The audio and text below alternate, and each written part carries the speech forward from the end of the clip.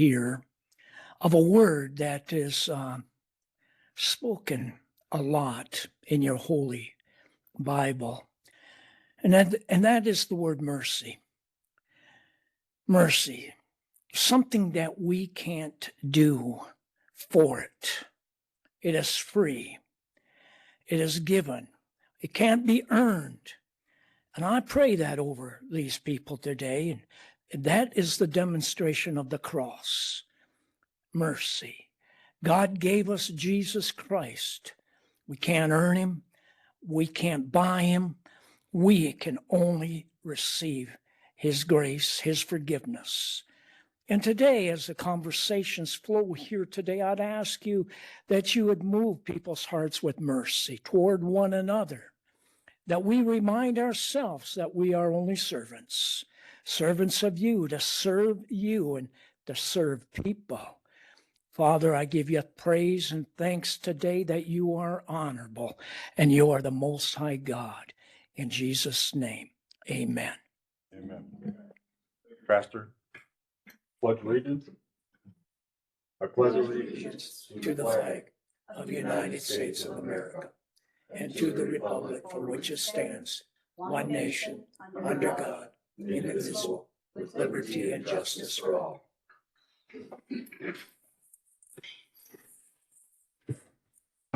Okay, if the clerk could please call the roll. I have everyone present and Jeff Ulrich online remote.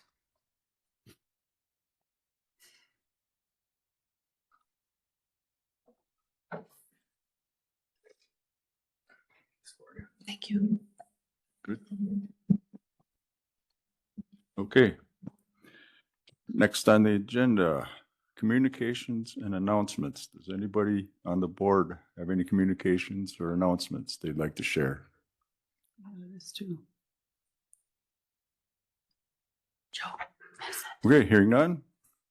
Next is public comments. If you're going to speak about an agenda item, you get 3 minutes. Non-agenda item, 2 minutes. First up is Waldemar Matson. Step to the podium, make sure the mic is on.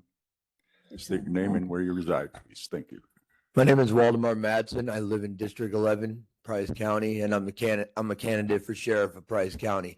I was going to talk about how Robert Hahn has come in here in uniform on county time and violated the Little Hatch Act of Wisconsin, but I don't think I'm going to do that today. So a couple weeks ago, I called Meredith Heckman, and because I believed her to have a bias in the election. And she told me that she wanted to remain unbiased. Well, when I saw a sign in her yard that said Robert Hahn, I said, I feel like she's biased. So I made a phone call to her to ask her if we could find somebody else that wasn't biased. I asked her if it could be Brian Ernst. She said yes. We agreed that it would be Brian Ernst. So after I got off the phone with her and asked her if it could be Brian Ernst, I called Brian Ernst to let him know that I had talked to Meredith Heckman about this subject. He said he would wait for her phone call. She never called him to ask him to do it. When we came in here to draw the names to say the place on the ballot, she put every single candidate from every office. She didn't separate them by office. She put the sheriff's candidates, the coroner candidates, and the person running unopposed for clerk of courts in the same crock pot. Sat them right there and let the names be picked. Now I sat here wondering with my son right here why Brian Ernst wasn't here. So I was going to let it go. But the fact that she didn't keep her word to me and she went back on an agreement, I just couldn't let that go because I'm a man of accountability. And I'm a man of integrity. And so I contacted Meredith and I told her, and I recorded the whole conversation and I posted it on Facebook. So the whole county. That's time. Thank you, Walt. 2 minutes for a non-agenda item. Okay. That was 3. Well, I'm glad the whole county knows that you don't keep your word. Okay, thank you, Walt. Next up, Romaine Quinn. Good morning. Hi. Good morning, everyone. My name is Romaine Quinn. I was your former state senator until the maps changed just wanted to stop by today and just reintroduce myself. I got a few meetings in Prentice after this, so I figured I'd come by and just say hello. I am on the ballot again this November to represent the 23rd Senate District, which re-encompasses Price County once again. I'm from the Birchwood area, originally from Barron County. Like I said, I was fortunate enough to represent you for a couple of years before the lines changed out from under our feet. So just wanted to leave some cards here today. If you have any questions, would love to make my office available to all of you as you work through the challenges that the state imposes upon you and the jobs we expect you to do. We're not that different. There's always a certain pot of money in Madison. You have a certain pot of money, and then you're expected to meet everyone's needs, and everyone's issue is always the most important, and you have to figure out how to balance that. But that's why you're paid the big bucks to be on the county board here today. So this last budget, we're constantly working and picking away at the issues that we expect you to solve. You know, we reinvested more in routine maintenance agreements. We gave a 3% and a 3% again to county GTAs or transportation aids coming up. We reinvested again in the agricultural road improvement program. I know it's tougher up here. It's very heavy emphasis on the ag, not so much the logging side, but we're looking at tweaking that to allow maybe more opportunity for your townships and county to access some of those monies. We did reimburse a little higher for circuit court costs. We know we expect you to run those and you don't receive the reimbursement from the state that you always expect. But again, just happy to have that dialogue with you as you do your jobs during my time in Madison and your time on the board. So feel free to reach out. I do have staff stationed in Hayward. I'm going to keep her up there, not super close to here, but I wanted to keep an office and availability right here in the Northwoods. So reach out anytime. Thank you and have a good morning. I'll leave my cards here on the table if anyone wants to reach out to the office. Thank you. Very good. Thanks. Thank you. Thank you. If I'd have known you were coming, I'd have put together a wish list for you. Okay, that's all that have signed up. Is there anybody online that would like to public comment? *6 to unmute. Hearing none, move on to presentations, employee recognitions. Laura Palskill.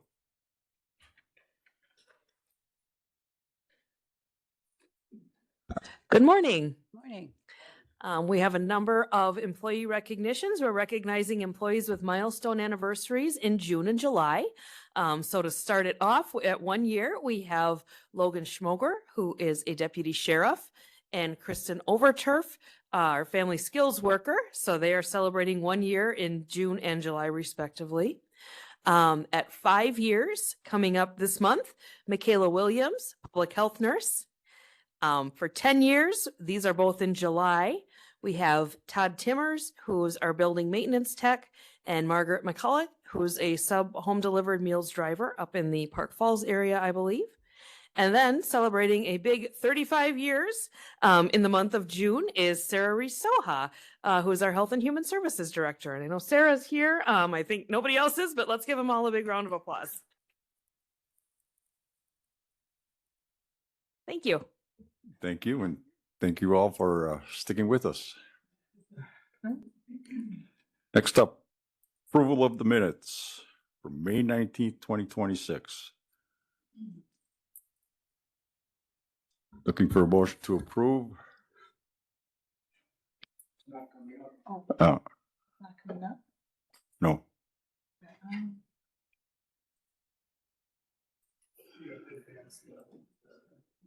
I did advance. those online, we've got a slight computer issue again. I can't believe there. Is that on your computers? We'll do a voice. I am on. 3 minutes. I'll make that motion. Motion by Hodek. There it is. Okay, I'm sorry. Okay, everybody let Paula.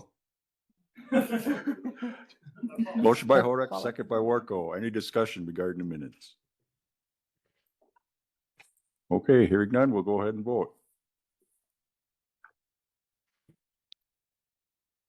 Meredith Ulrich votes yay. Thank you, Jeff. Mhm.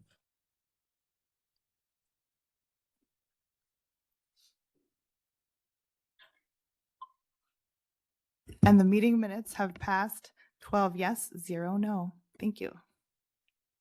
Very good.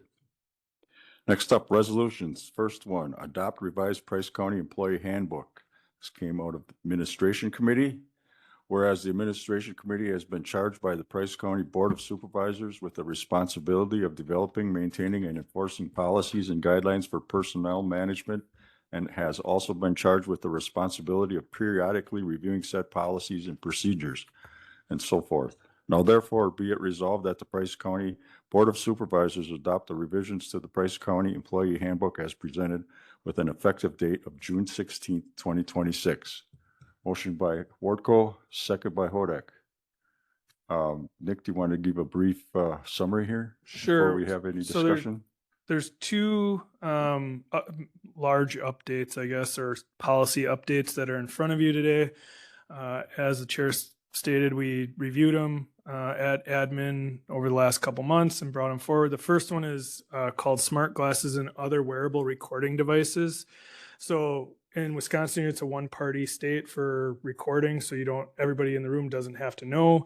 That's not the issue here. What we were worried about is the devices that say are glasses. They're perfectly legal to have. What we're concerned about is if you were like in the HR office and you were looking at the screen recording, it has social security numbers, it has personal protected information.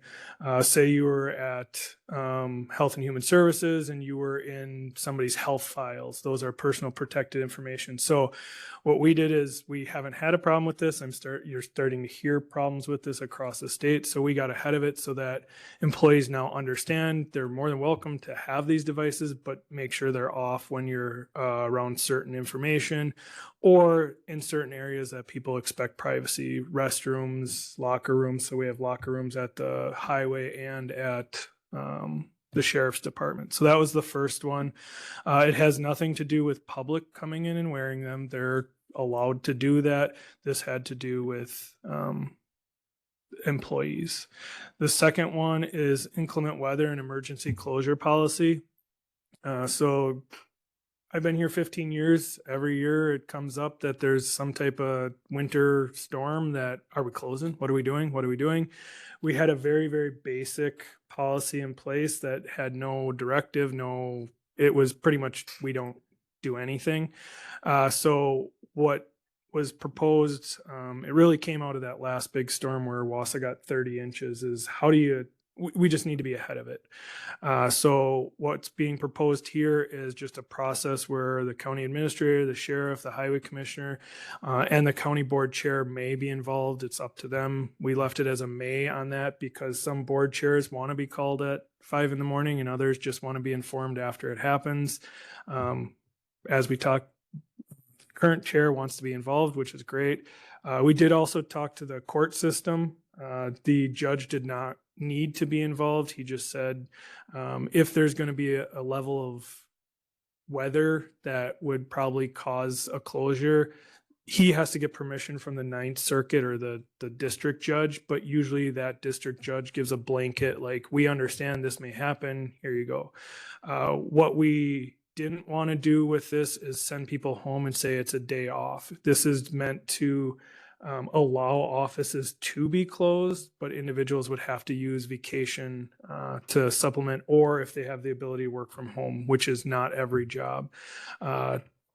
What the intent would be is bad weather has started, we'll work with the people that need to be worked with, and we go, okay, is it safe for the public to travel? We know highway does a great job, but they want people off the road just as much to keep everything clean or get it cleaned up or started. So we would say the building is closed to the public until noon, or the building's closed to the public all day because the storm's happening all day. That does not mean people get paid to be at home. You can still get here probably, or you can choose to use vacation. It allows those offices with smaller staffs to just say we're closed for the day. And that was the intent. We also, through the discussion, it's not just inclement weather, but it could also be a power outage, which we do have generators. But again, we could say we're closed to the public. We'll continue to maintain, we'll do work, we'll answer phones. Heating and cooling failures. So in the middle of the winter, if a heater goes out, natural disaster, which would just be tornado or flood. Any questions about policies? You said they have to use vacation, or can they take it unpaid? They could also use unpaid. Okay. Because I was going to say I'll have an issue with that if you're making them take vacation. Nope, you can use unpaid days. Most people don't, but yes, you can use unpaid flex. We allow flexing too. And it's written that way. Yep. Any other comments, additions, corrections? Okay, hearing none, we'll go ahead and vote. Meredith Ulrich votes yes. Thanks, Jeff.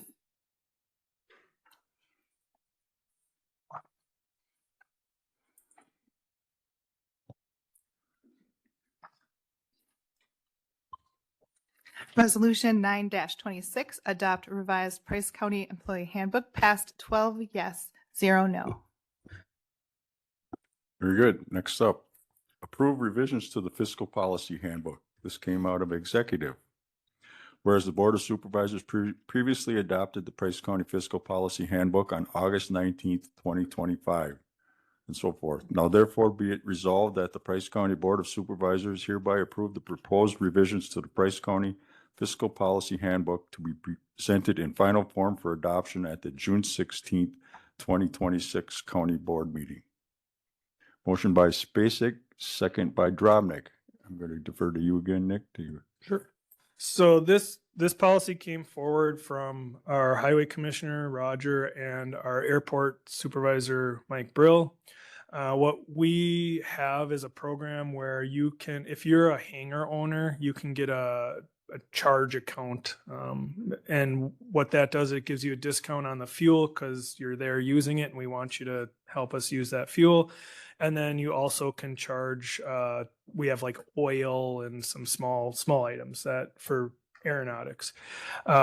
We were having issues with some of the individuals on the program not paying timely, and we had nothing in place that's said how we dealt with it. So we came up with that all fuel purchases, you can still charge. You have 45 days from the billing to do that. If you don't pay, you start to receive interest on that bill.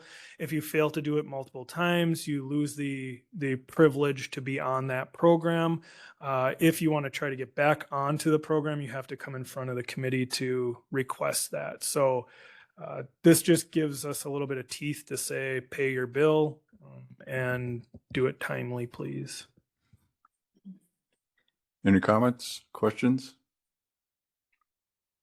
Pretty straightforward. Okay, go ahead and vote. Meredith Ulrich votes yes.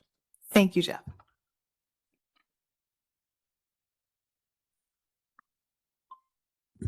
And resolution 10-26, approve revisions to the fiscal policy handbook, passed 12 yes and 0 no.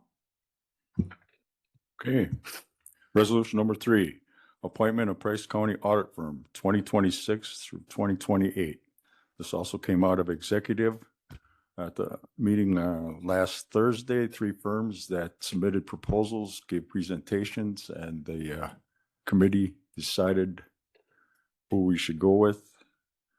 Whereas there are numerous requirements for Price County to have an annual financial audit performed and so forth. Now therefore be it resolved that Gerber Rose SC is hereby designated Price County's audit firm for the fiscal years ending December 31st, 2026 through 2028, or such time as the board wishes to make a change. And be it further resolved, Price County agrees that the annual fees will not exceed $73,460, $76,500 respectively, and $79,250. Submitted by the Price County Executive Committee. So I'll start here again. Motion by Drobnik, second by Spacek. Now I'll start commenting. We listened to they all seem like they were good firms. We listened to their presentations. We went with the lowest bidder. Nick, you want to add anything? Yeah, just history that we've been with our current Baker Tilly for 10 years. Prior to that, we were with Whitfley for 20 plus years. I think it was 23, 24 years. We had 3 firms that the executive committee reviewed and listened to presentations, Baker Tilly, Clifton Larson Allen, and Kerber Rose. All qualified, all met the requirements. Do you want to comment on the amount of savings? Yeah, so the highest bidder during this time was Baker Tilly, and I believe it was about $16,000 for the first year cheaper to go with Kerber Rose. And again, I'm doing round numbers, but it was the highest one was at about 16 grand more, and then Clifton Larson Allen was in the middle, and I think it was 3,000 or 4,000 less than Baker Tilly. So they were all within a ballpark of what we expected to pay for an audit firm. We did reach out to plenty of their references. All 3 received glowing references, so that wasn't a determining factor when the committee reviewed it. Any questions, comments? I'll just have one simple one. I think the Gerber Rose was the least because they probably have the least amount of overhead, not because their quality is less. That's the impression I got from the presentations. Yeah. So, besides overhead, like lots of people, I think the Clifton Larson Allen and Baker Tilly provide a lot of secondary services. And in my history with working through these audit firms, we don't tend to use those secondary products, whether it's education outside of like your audit, where, cybersecurity education. Well, we have people that we go to cybersecurity, but they have a lot of extra things that could be helpful for a bigger client, I would say, but for us, not so much. So I think that's where we saw the difference between like Kerber Rose and even Clifton Larson. They just were there to audit, and they do have education webinars, things like that, but it wasn't the extra level of service. A lot of so we talked about that, do we need that? Don't we need it? And we have a really good staff where Carrie's been here, I think it's 8 plus years.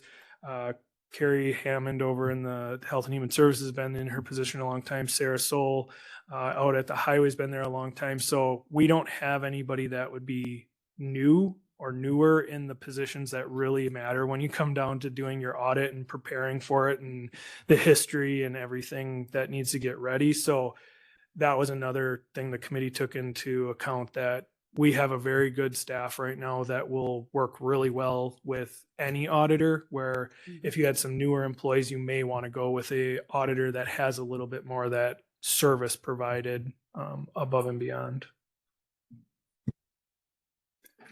Any further discussion? Okay, we'll go ahead and vote. Meredith Ulrich votes yes. Thank you, Jeff.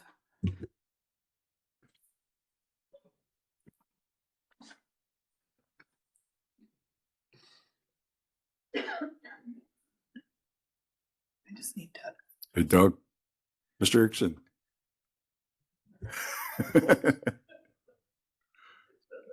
You didn't take it. I'm sorry.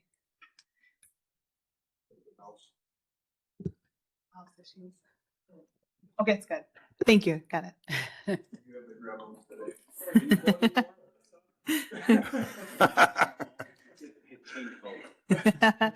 Resolution 11-26, appointment of Price County Audit Firm, passed 12 yes, 0 no.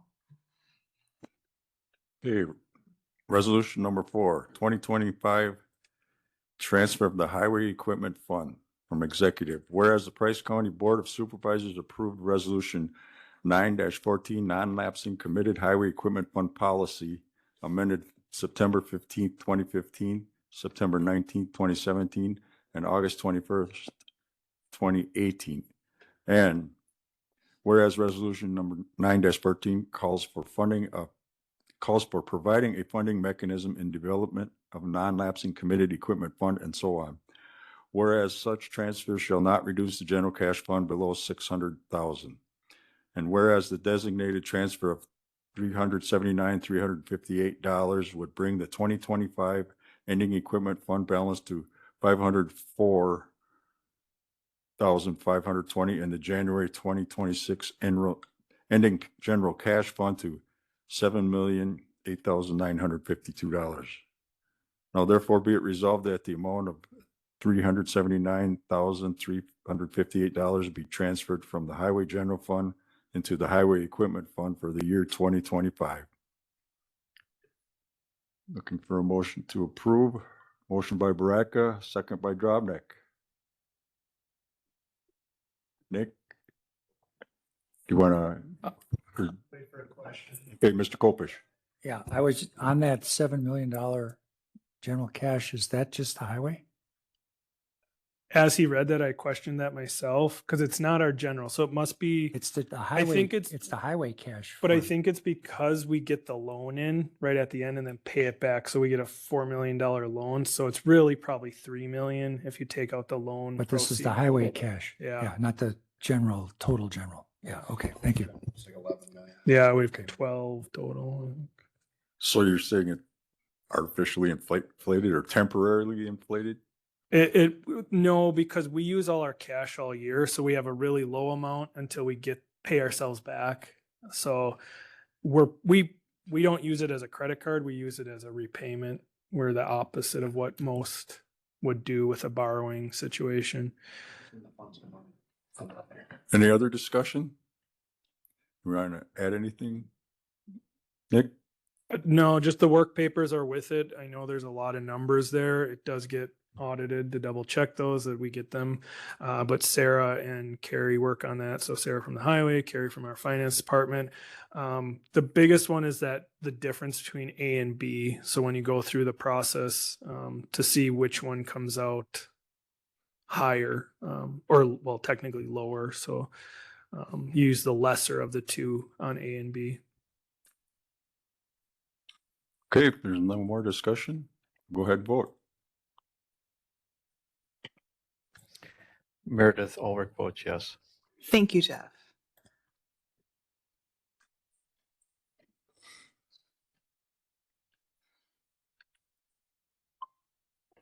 Resolution 12-26, the 2025 transfer of the Highway Equipment Fund passed 12 yes, 0 no.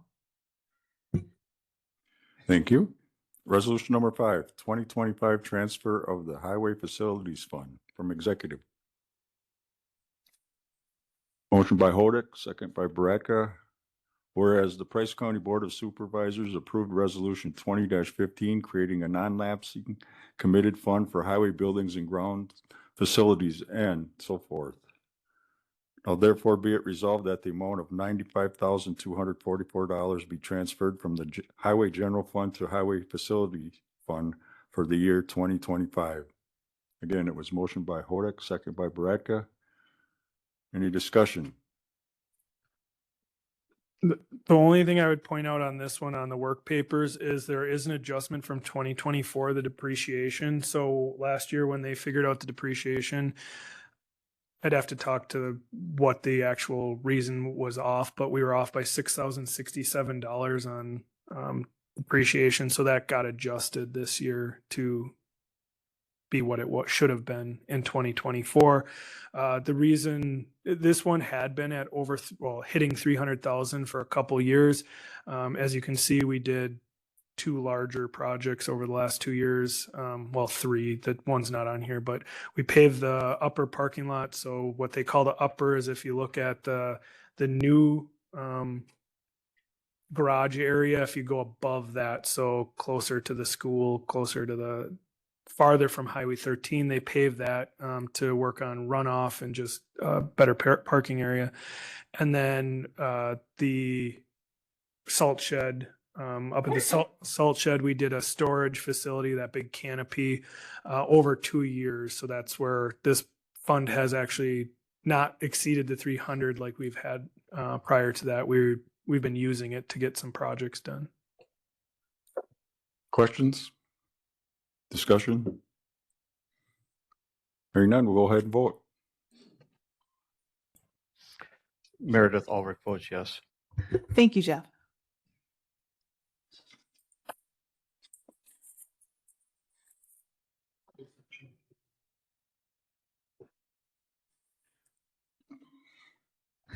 And resolution 13-26 for the 2025 transfer of the Highway Facilities Fund passes 12 yes, 0 no. Okay, thank you. That concludes the resolutions for this agenda. Next up is appointments. First one is District 5 County Board Supervisor. There were 4 people that submitted their names for consideration. Those 4, I picked the gentleman who's sitting back there, Mr. Preston Schuerman. I'm going to ask him to come up and just give a brief introduction of himself. Is the green light on that, Mike? There. My name's Preston Shireman. I am new to the Price County area, only 11 years here, so it's like I'm a complete stranger. Found my wife here, and now I'm a proud father of 4, even prouder grandfather of 11. Work with Michelle. I'm hoping to retire in 6 months and come here more and be more involved with the community. So that's what I'm striving to do now. Thank you for the opportunity. Anybody have any questions? Go ahead, Just Mr. quickly, Coker. because you have part of Eisenstein and then all of Fifield. Whereabouts you live in that whole? Right in Fifield, right across the road from the town hall. Oh, right in the Yeah. middle there, huh? Yes. Yeah, right okay, in the middle. right, up on the hill. Yep, up Yeah. on the hill. Okay, all right, Yeah. good, thank you. Yeah. You're a naval veteran? Yes, I'm also a veteran, Navy veteran. They decommissioned both my ships, so that's how old I am. But one's a museum. Yes. Any other questions? Mr. Palachek? You said you're going to retire in 6 months. Will you be available to be at appointed meetings? Oh, yes, between here and there. Oh, yeah, I talked to Michelle on how to do it and got it figured out. Yes, Okay, thank you. yeah. Any other questions, comments for Preston? Okay, hearing none. Motion by Worko, second by Hodek. We'll go ahead and vote for confirmation / approval, and then assuming you get approved, we'll have you take the oath, and then you can have your seat and participate in the rest of the meeting. All right, thank you.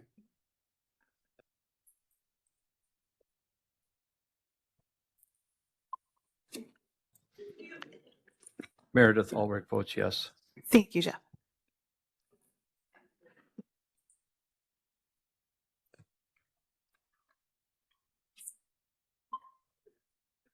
And the appointment of Preston Shireman passes 12 yes, 0 no. Welcome. Welcome aboard. If you would, please come up here, and Meredith will have you do the oath and make it official.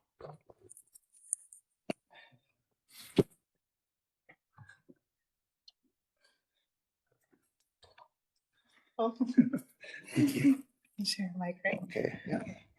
So please just repeat after me. The official oath for the state of Wisconsin, Price County. Please repeat. I, Preston Shireman, I, Preston Shireman, having been elected or appointed having been elected or appointed to the office of Price County Board Supervisor, to the office of Price County Board Supervisor, swear or affirm swear or affirm that I will support the Constitution of the United States that I will support the Constitution of the United States and the Constitution of the state of Wisconsin, and the Constitution of the state of Wisconsin, and will faithfully and and impartially impartially discharge the duties discharge the duty of said office to my best of my ability. the best of my ability. So help me God. So help me God. And I'm sorry, I forgot to have you raise your right hand. This was subscribed and sworn to me on this 16th day of June 2026. Thank you very much. Could you please sign right here? Sure.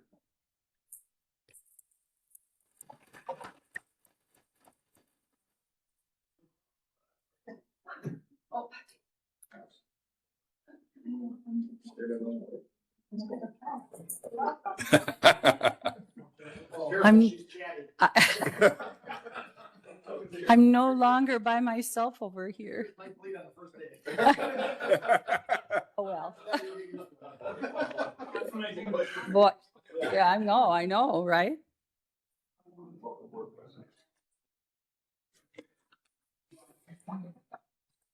I do have these too. I can pass out this later. What? Updated I'm committee. going to do that, cover that in my chair report. Okay. Next on appointments, this is just for information and the record. Travel Northwest Wisconsin Board appointment. Mr. Administrator Nick Trimner will be continue to take that role. Travel Northwest Wisconsin Tourism Committee appointment. That's Jonathan MacArthur. He's the head of the chamber, director chamber in Phillips. He has been in that role in the past. He will continue. Price County Board of Adjustment, term to expire 7/1/2029. Thomas Frayne, Mark Luma, and Mark Bruskevich. Okay, that concludes appointments. One question. Oh, I'm sorry. You It's didn't okay. speak up. I'm I- just I never curious pay with next attention to that. appointment, is that like a per diem for that too? That there's no more, No, it's twice a year. I go online and I'm part of a meeting. Okay. Yeah. I have several of those that I participate.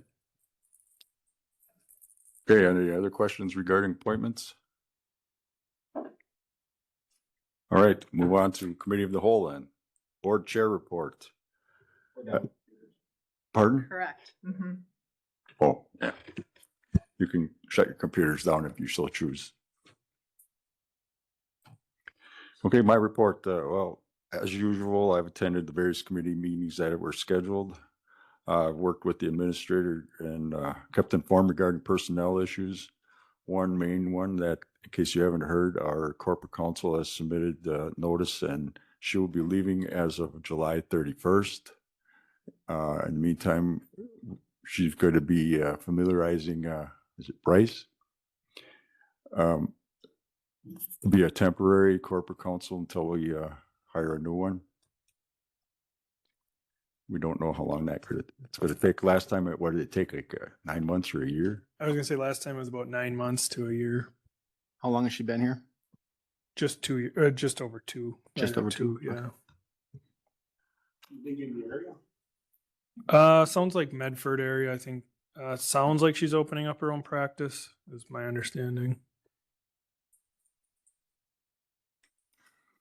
Okay, and then just a little note for your information. I haven't heard anything from UTAV since the last meeting. Just an FYI.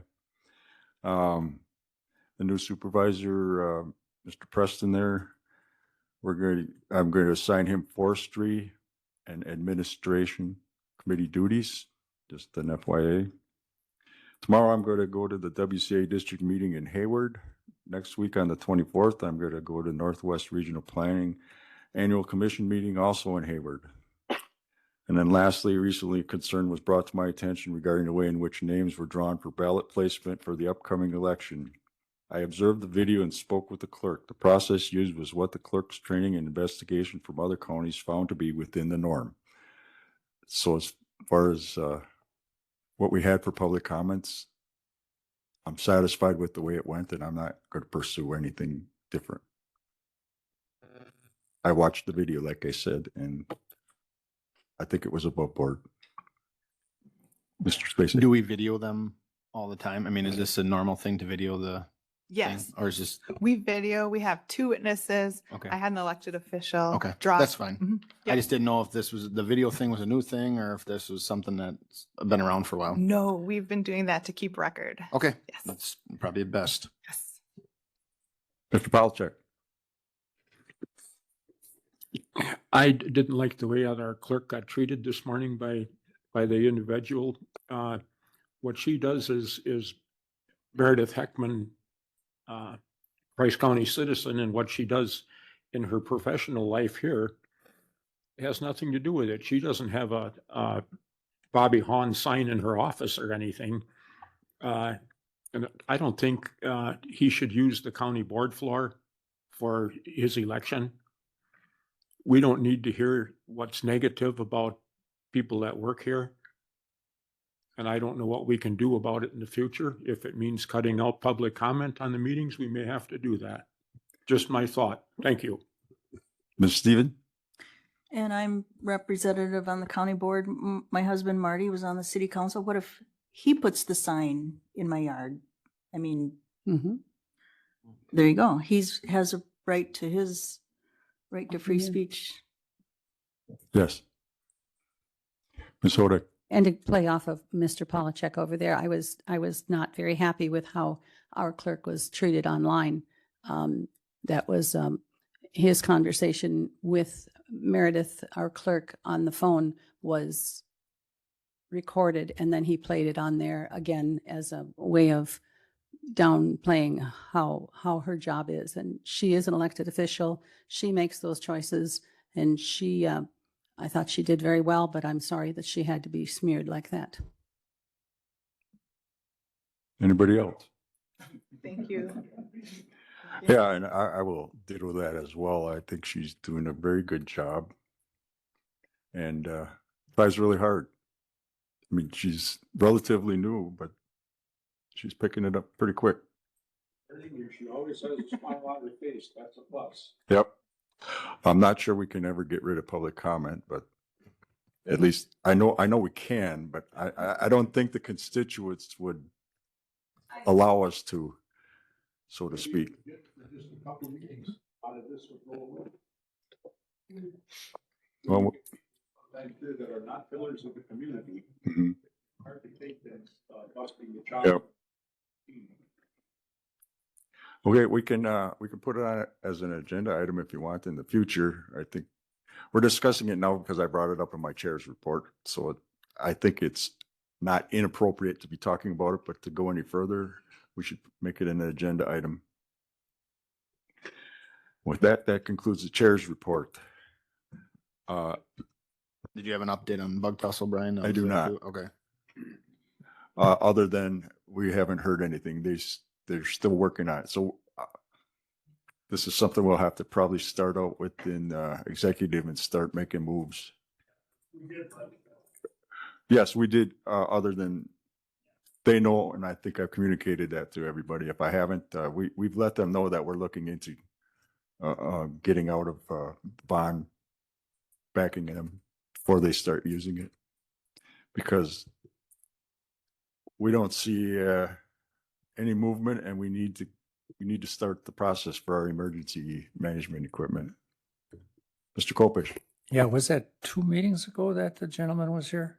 Yes, I believe it was The new- at the new least person? 2. He wasn't at the last one, so yeah. And that was a 60-day window, and we're way past. Well, we're that. way past that, yes. We have been very patient. Yep. Probably beyond where we should be. And it's a shame that we had to get to this point, because it Yes. just pushed everything back. And that's the bad thing about the whole thing. Mhm. So, well, we got to do what we got to do. And I guess part of it's on us. We let it ride because we were hoping for the best, because getting the use of those towers would have been a really good deal for the county. So our patients, we thought, might help or, facilitate that happening. And to expand on the use of the towers and pushing it back, I was just talking to another county who was going through what we are going to be looking at and not putting towers up, but utilizing the towers we have potentially, or if Bug Tussle comes forward and has the towers. But our whole radio project, I was talking to another county and that did end up having Bug Tussle put up the towers. They figured they saved about $2 million on that radio project, which is substantial. So, I mean, there is a purpose to hope To being that patient. to being patient. However, But our equipment's if they're not able to do it moving forward, But- that's a whole different. well, the bottom line is we can't really wait because it takes time to order this equipment, put it in place. Yeah. Before that, even figure out what we need. Yeah, and so one of the engineers reached out and kind of was for that RFP that we're working on to look at our radios. We haven't chosen anybody, but they asked questions, and one of the comments I made was, we may have to have a 5-year plan where in year 2 or as we get going. So to me, year 2, like year 0 is where we are now. Year 2 is we have equipment up and going. It might be on the 3 towers we have, but if Bug Tussle is still an option, we want to know that at year 5 we can take that equipment and put it on those towers that may be in a better place or a better situation. So there's a multifaceted 10-year plan is kind of what we're looking at for our radios.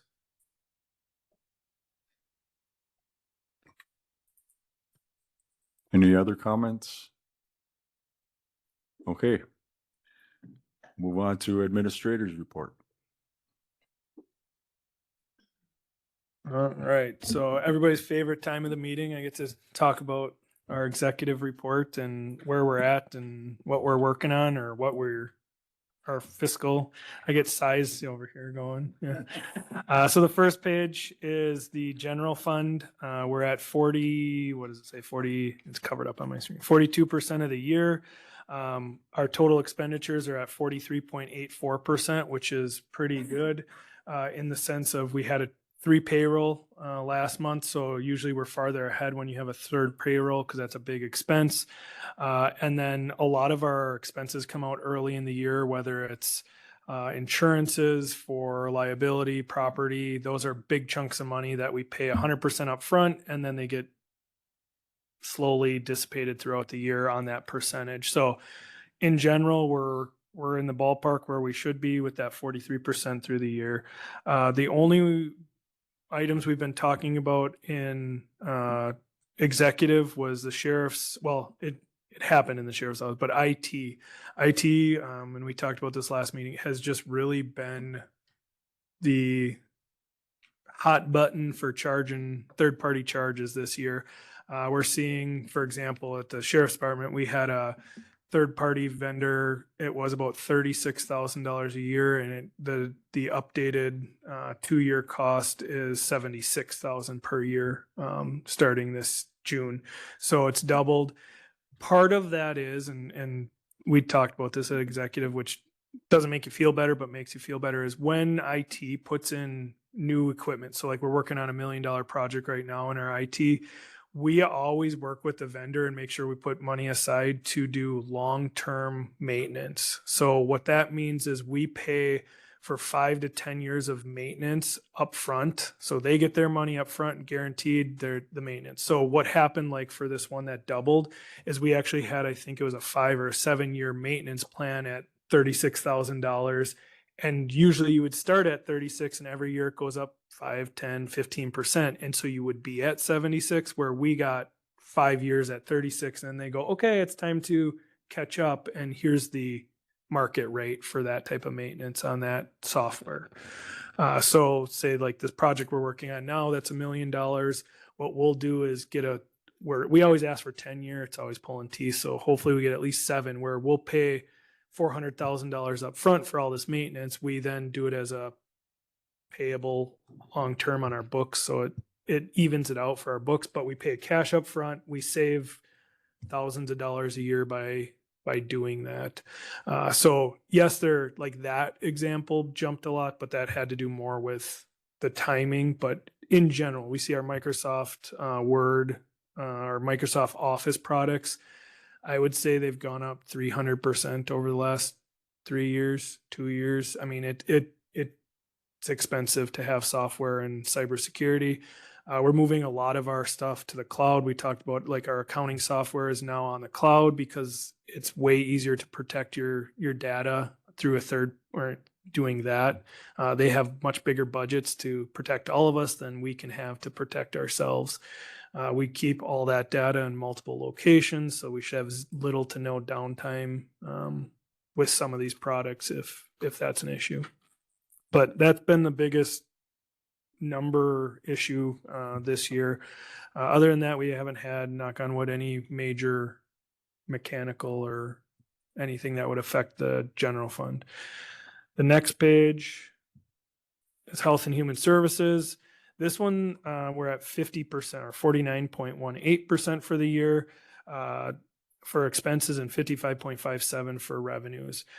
This one, again, we're a little higher than normal because this one's usually about 2 months behind. I know we're catching up on billing. The state has new products in place to maybe only be a month behind instead of 2 months, but this one is a little bit concerning on the how far ahead we are comparable versus other years. A lot of those expenses are reimbursable by the state, so we are going to see more income, but in the end, there is going to be more cost going into future years. Other funds, nothing's jumping out. Highway is doing starting their construction season, so we'll see the big bill at the end of the year, usually $1 to $3 million in asphalt. That's where the big jump of here's all our cash, here you go. But in general, it's doing okay. We have a slide on health insurance later, so we'll talk about that. Price County cash, we ended the year at 11,748,000. We're currently at 10,769,000. We are 6% below last year at this time. Part of that is we paid off our loans. We paid, so we borrow money and pay it off immediately, wait for taxes to come in. The only surprise that I'm seeing with the cash right now is talking to the treasurer. We've had a higher percentage by quite a bit of people paying their taxes in full this year or early. No one can tell us why, but for some reason, people just wanted it off their plate and just, here's my money. I don't know if it's tax returns, if it's just, I don't want to miss the payment. I don't know. There's really no good reason, but we've had more people pay in full than historically, which means we've gotten our money earlier. However, we have lower cash than normal. So the final payment for taxes is end of July. So that's when we collect the bulk of that. Sales tax, we're 6.6% higher than last year, but so it's $19,000. In March, we collected $112,443, which is $11,000 less than last March. Again, month to month is hard to really predict because some people don't pay their sales tax. Businesses do it quarterly, or there might just be a state timing on when it's distributed. Price County stumpage, we're not having a bumper year, but we're not. We believe people are out in the woods working, so we're still cutting and receiving stumpage. Last year at this time we had 909,000. This year we have 490,000. Last year was a above average early year. Earlier in the year, people were cutting. High cost placements. If you look at this one, the children and youth and the AODA, we try to kind of look at them together. We're on pace for last year. We were at 233,440. This year we're at 245,548. It's a 5% increase. We've had the same number of high cost placements for a while now, and those have been ranging between $12,000 and $20,000 a month for a couple individuals. Some will drop off and we get excited like, oh, we're saving, and then another one tends to pop right back on. So we've been averaging that two people, I would say, on those high cost placements. For children and youth, and then, like I said, AODA, it really depends on what their category. It can be a youth in the AODA because that's more mental health. So you could have a youth that's where running through the mental health programming, which gets a different set of funding from the state. One thing, and again, we haven't figured out the best way to do it, but Health and Human Service, we talked about this at the last meeting too, is we are trying to figure out, our best indicator is just what's our total cost for high cost placements.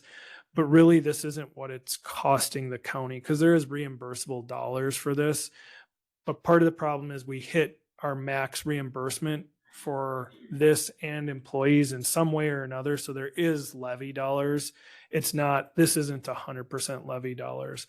And I don't know a good way to figure out that portion of reimbursable versus in the end, because it really all depends on how busy the year is and how much.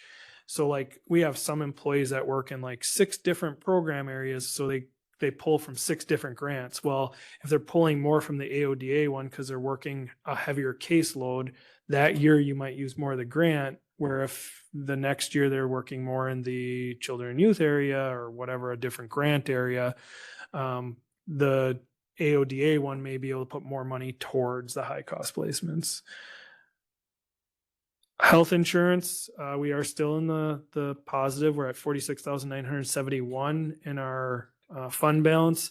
It's not exactly where we want to be. However, being self-funded, it has helped us manage our costs over the last 2 years in a good way. So we are doing better. We started the year at negative 281,000. So if you add the two together, we are having a positive year, around 300,000 in the positive. I wouldn't get too excited because the beginning of the year is always our low cost, because individuals are using their deductible first. And so you see less costs, and then also billing is about 3 to 4 months behind. So if you've been to a hospital, it takes a long time to actually get that billing done. We're also, there's a lot of, in a good way, it costs. We do the tailored family health here. Employees are able to use that service for free. We get direct billed, so it doesn't go through the insurance process. Right now, we estimate that for every $1 we spend with tailored, we save about $3 if they were to go to a regular clinic or hospital, just based on costs, services, all the middle people that have to do the processing. A lot of the individuals, so like if I go there and get my physical, and in the end it's cheaper for the county for me to do it there, but it also would have been covered 100% at Aspirus or Marshfield. So the individual wouldn't have seen a deductible on their physical. So either way, the employee would have gotten a zero cost. So it's not like, oh, we're saving the employee something, time, effort, because it's here instead of going to Medford or Park Falls, Minocqua, wherever it is. But a lot of the services they provide would have been 100% covered at the clinic, just at a potentially higher cost. Also, a lot of times when you go to the clinic, they tend to go, okay, we did the physical, but you asked 3 other questions. And then that's where employees get really frustrated with the billing that they receive. Any questions on the executive report? Oh, yeah. Okay, thank you. Next up, committee chair reports. First up, administration. Yeah, administration met on June the 9th, and we finalized the changes in the handbook, which Dick covered earlier at length.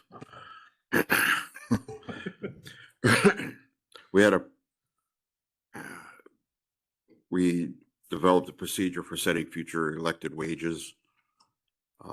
The elected wages we're talking about is the clerk of courts, the register of deeds, county clerk, and there's one more, sheriff and coroner.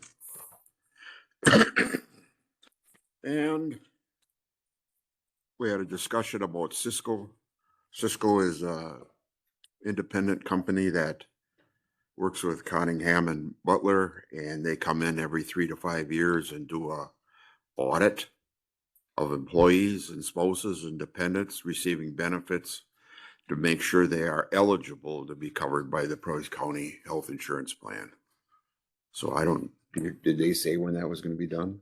It's starting now, so it'll be Okay. the next 2 months or so. Okay. Our next scheduled meeting is July the 14th, but my intentions are to cancel that unless something is absolutely necessary. So other than that, the next meeting would be August 11th. And that's all I have. Okay, any questions for Mr. Warco? Hearing none. Next up is executive. That'd be me. We heard the treasurer's report. Treasurer was not in, but she gave us hard copies of her monthly report and delinquent taxes and rem for 2022.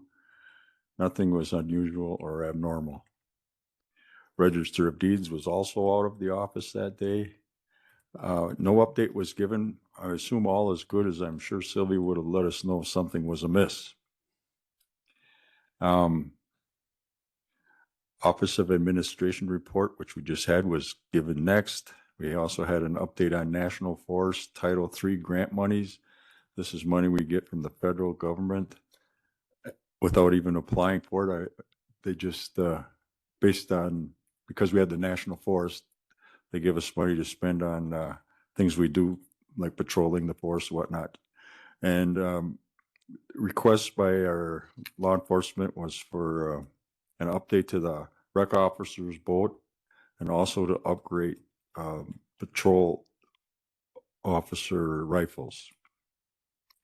Committee also gave a report for the spending request, which to reiterate, monies are from an annual grant from the federal government and not county taxpayer monies. The clerk gave an update highlighting activity associated with the upcoming elections. We passed and forwarded on the resolutions presented here today. Got an update on the RFP, or request for proposals for law enforcement radio equipment. And the RFPs are due in approximately a week. We talked about bug tussle, which we discussed previously today.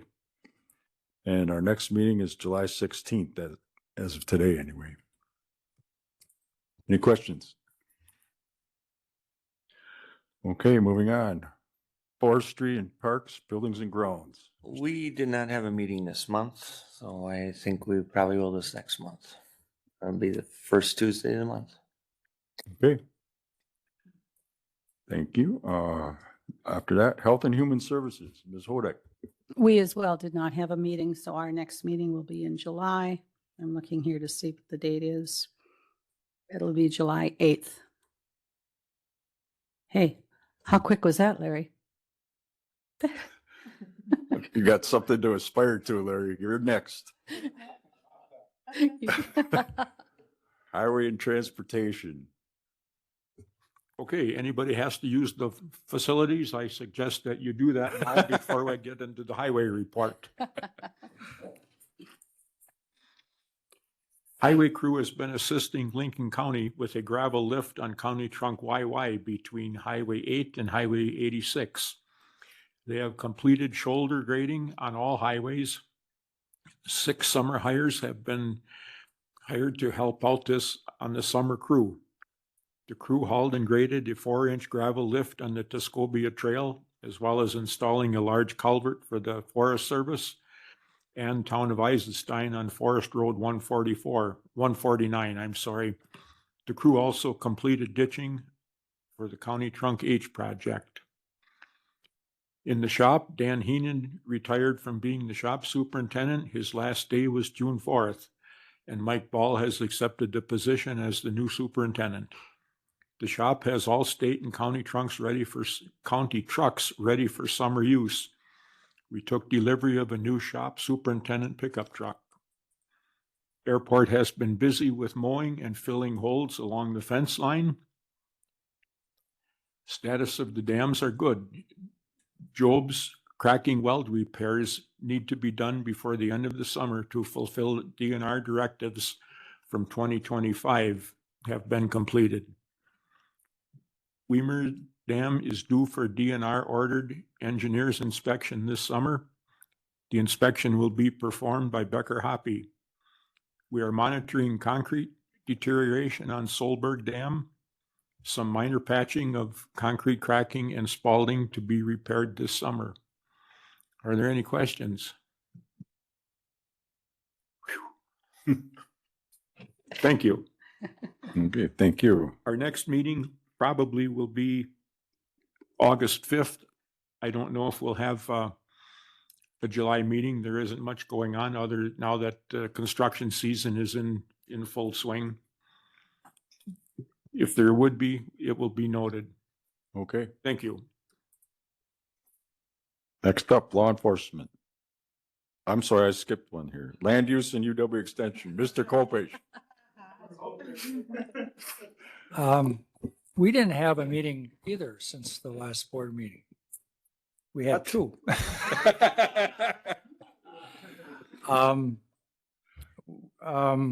Going back to our meeting, after the board meeting, the regularly scheduled meeting, we have a very contentious issue before us, which you probably are aware of, and that's the conditional use permit to put in a gravel pit on East Soberg Lake Road.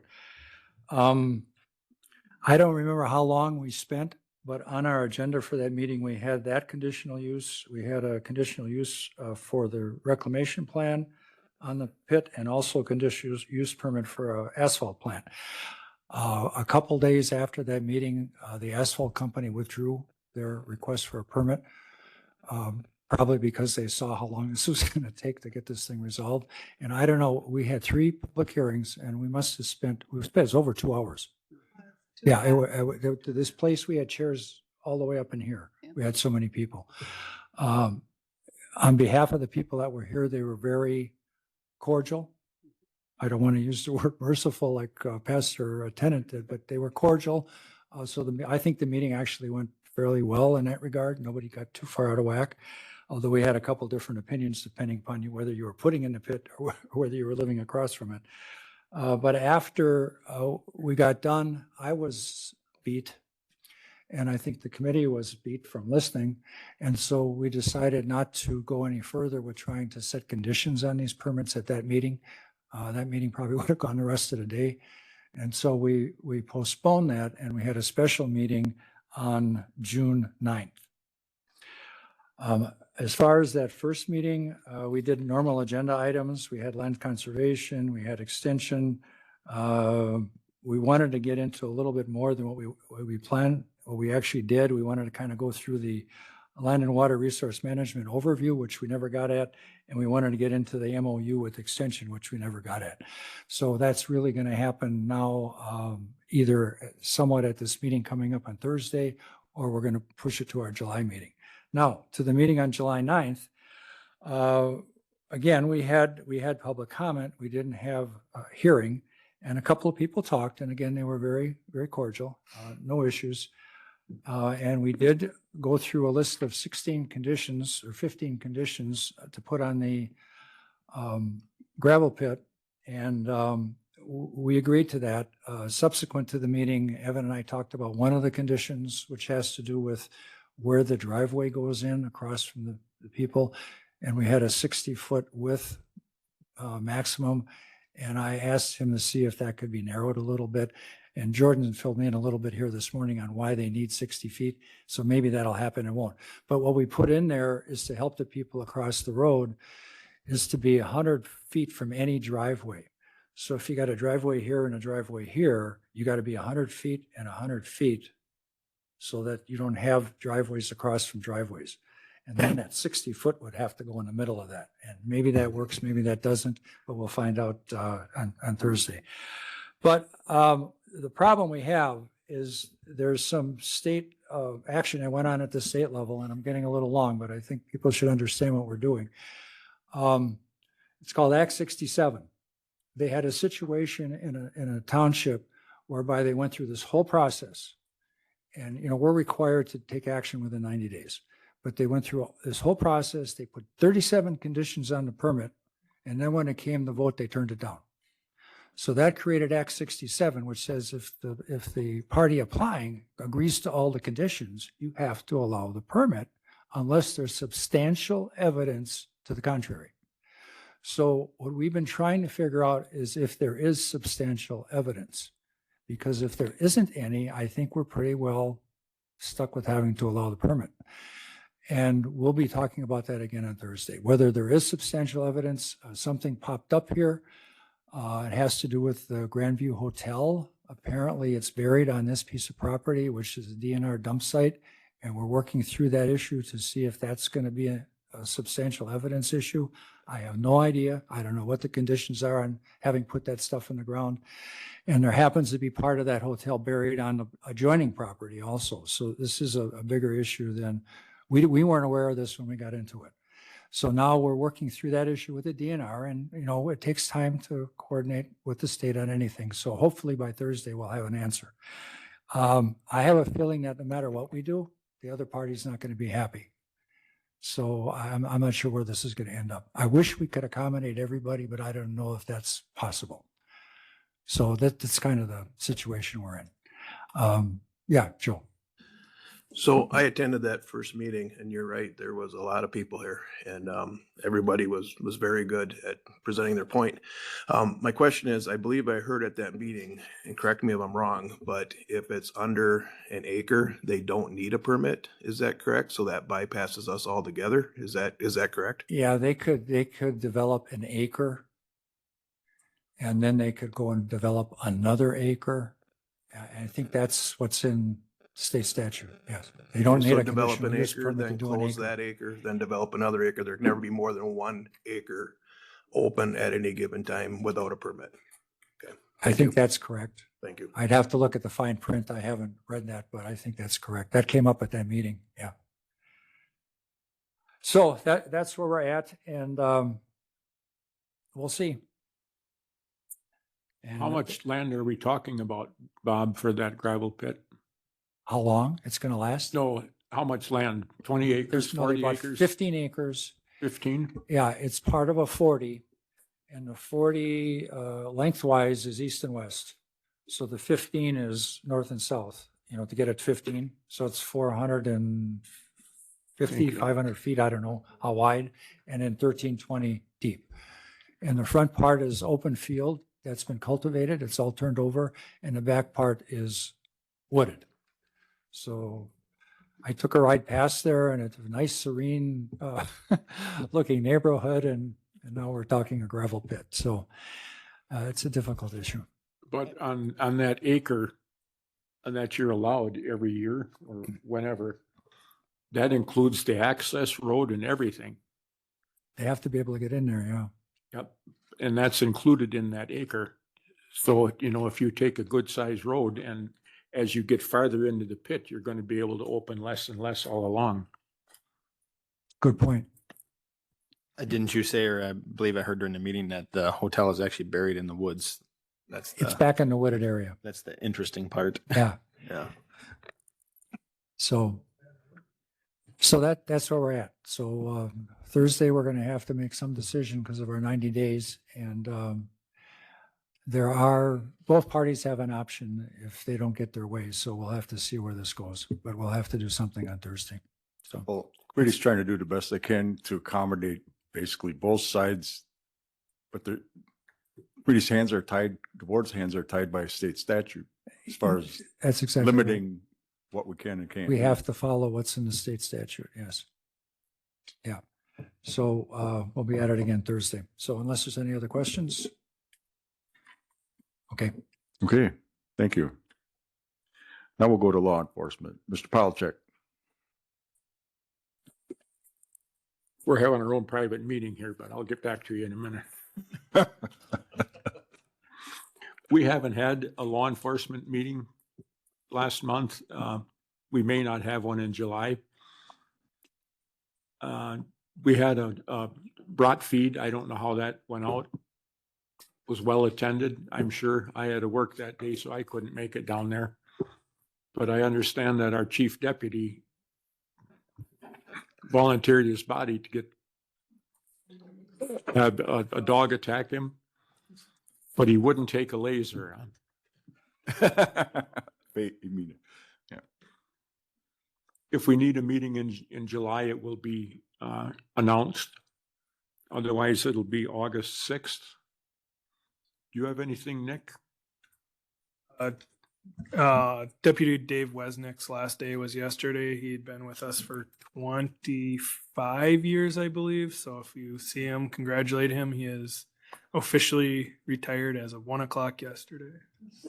We knew he was a quitter when we hired him. Thank you. Okay, moving right along. That concludes our committee chair reports. We'll convene out of the committee of the whole. Does anybody have any comments or questions before we adjourn? If there's anything you want to see on a future agenda, please let me know. Date of the next meeting is August 18th, 2026. Business meeting at 9 in the county courthouse boardroom. There's nothing else. I'll hereby adjourn this meeting.